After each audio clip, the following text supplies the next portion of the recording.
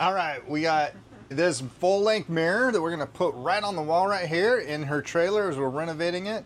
And yeah, let's get it installed. The back side of the mirror is really simple to install. You have these little nail hooks, you can hang it with that, or you have this back right here that it just holds up by itself. So either way, if you want to install it or just put it in the corner, you're good to go. It's a full body mirror, obviously.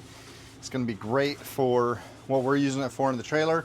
We're going to be installing it on the wall, and it'll be simple takedown, and it's going to go right behind the slide right here and cover this area right here. We're going to put it on pretty good so it can be moved around as well.